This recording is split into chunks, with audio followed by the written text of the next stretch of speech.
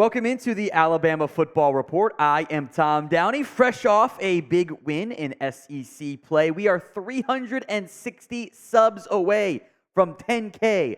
That is it. So if you haven't already and you want more free Crimson Tide videos, hit that sub button right now. Let's hit some takeaways and some news items coming out of week 4 of college football. The big one, the big maybe negative one, is Deontae Lawson was injured. An ankle sprain is what this has been termed, which I thought it could have been a lot worse, frankly, when the play initially happened. Although, I don't know, I thought Marvin Harrison's season might have been over too in Ohio State Notre Dame, and he's fine. So Saban kind of implied might be a longer injury. We're not going to see him next week. He'll probably miss a few weeks would be my guess. We'll keep an eye, though, on Lawson and keep you guys covered here on the channel. Let's discuss Jalen Milroe then, the undisputed quarterback one right now for the Crimson Tide. Unquestionably some good and some bad in this one. The raw stat line actually does look fairly appealing for Jalen Milroe. 17 of 21, so that's only 4 passes that weren't completed by the Tide's starting quarterback. 1 touchdown. I'm not going to call it brutal red zone interception, but it certainly wasn't a good one necessarily. Chipped in a little bit on the ground as well. The early 20-yard run. Look at that. They ran the football with Milroe, and good things happen. Some good and some bad. A couple more sacks than I would have liked. I think the big negative still for Milroe, be more decisive. The second half, I certainly thought he was. I think he either was there, wasn't, scrambled, make a play, made some nice plays, moving around the pocket out of structure, always a positive sign for a young quarterback. Can't keep taking bad sacks. Now, the one where the center snaps it over his head, what are you going to do? Also, just go under center and run the quarterback sneak. It's not that hard. Football is sometimes a lot easier than coaches want to make it. When you need 1 yard, don't set your quarterback up 7 yards behind. Just get right there and sneak it. Game would have been over a little bit earlier. The red zone INT was rough. It was trap coverage, like Nick Saban said, where you're kind of reading a high-low concept, and the corner tricks you into thinking he's not going to be there. Unfortunate, but got to see it a little quicker still. Anyway, the big play, I thought, was the awesome deep ball to Jalen Hale, who Milroe got rocked on that throw. Like, he stood strong and delivered a dime despite getting obliterated by the pass rush. That was awesome. I think it's pretty clear this team believes in him in terms of leadership. The players respond to Jalen Milroe in the way they didn't to Tyler Buckner, in the way that they kind of did to Ty Simpson, but not to the same level, I don't think. I'll take 17 of 21 most days. We'll talk about the ground game. One player in particular was very impressive. Take away some of those sacks. The ground game says 2.9 yards per carry. The sacks, I don't know why college football does its way. Stop counting sacks as a negative rush. It's easy to avoid that as a statistic. I don't know why they continue to do it, but I was overall fairly impressed by Milroe. So has Jalen Milroe won you over as the Bama starting quarterback? Y for yes, N for no. It is today's pinned comment. So if the ad comes here on YouTube, take advantage of it. Head down there and let me know. Let's talk the offensive line play then for the Crimson Tide. Again, ups and downs, positives, negatives. You still got Seth McLaughlin having snap issues. I don't really know how. That's very annoying to me when that continues to happen. Like, just snap the football. It shouldn't be that hard. Better overall, but still not great as far as I'm concerned for the Crimson Tide. There is room for growth. There's room for this team to be better in terms of what they're offering along the blocking. I will give some credit to J.C. Latham. I think he continues to be a very good blocker for Alabama. I think that's valuable. I thought Tyler Booker played pretty well. Latham seems to be better as a pass protector, by the way, than as a run blocker, I will make note. He also did a great job of jumping off sides when Ole Miss jumped into the neutral zone. A little bit late on the reaction, but enough to stick with the flag. That's all that matters there. Snap it better, McLaughlin. You'll be okay. I thought Caden Proctor was better. He wasn't as big of a liability as what we've seen in recent weeks. In fact, it'll go down, by the way, as 4 pressures allowed. Now, some of those pressures were a little bit dicey, and those got to throw the ball quicker. Thought it maybe best game of the season run blocking, specifically for Jase McClellan, who we'll talk about here in a little bit. Again, McClellan averaged 6.2 yards per carry. Milroe's numbers are brought down by the sacks he took. McClellan was 17 for 105, 6.2 yards carrying touchdown.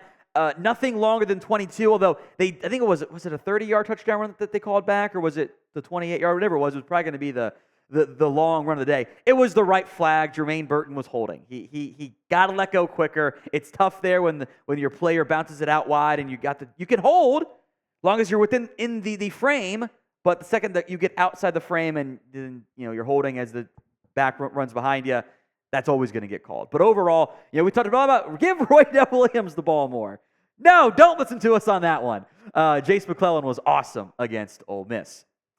Today's show is made possible by BetUS. Head over to chatsports.com/TideBet and use promo code TIDE125. Many bettors out there were going, Bama -7? That's kind of a weird line. They haven't looked that great. What did we tell you guys? When Vegas has a weird line like Bama's really a 7-point favorite against an undefeated SEC team early in the year, or looked bad the last 2 weeks, weird lines, Vegas knows. Vegas knew. -7 was the proper bet. If you took the under, you were never sweating it. 56 was the over-under. Maybe you just bet the Bama under every game this year? The defense has been awesome. We'll talk about here in a little bit, by the way. But Bama, easy money there on the -7. Chatsports.com/TideBet. Promo code TIDE125 gets you a 125% deposit bonus when you put down at least $100. Still some room for growth in the offensive line. 4 sacks you allowed. Some of them are on Jalen Milroe. If you look at the PFF numbers, they'll credit some of those to Milroe. Also, the bad snap, what are you going to do? That's easy tackle for loss, right? Snap it better, Seth. That's like your number one job. Snap the ball to your quarterback. On time, on accuracy. Milroe probably could have caught it, but he also didn't look ready for it, which makes me think there was some miscommunication on the timing there. I am not opposed to giving Terrion some run at center, at least in practice, because you are not an offense that can air it out with great success. You had a 2-to-1 run-to-pass ratio. That fits the game script for this football team. So I can't be losing critical snaps. Like the second that ball went over the head and you're now first and goal from the 18 or 20, whatever it was, that drive was cooked. You don't have the horses outside of a great end zone leaping catch necessarily, play action stuff, to convert first 20s. Not many offenses do. Got to be more sound there. So pick a center.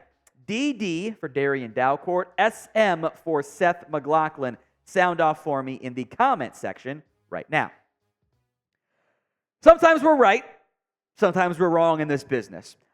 We have been clamoring to stop dropping Dallas Turner into coverage. 56 snaps this week for Turner, 18 run defense snaps, 34 pass rush snaps, 4 only in coverage. And look what happens. He was a nightmare for Ole Miss. 5 pressures in those 34 pass rush snaps. Put that in perspective, folks.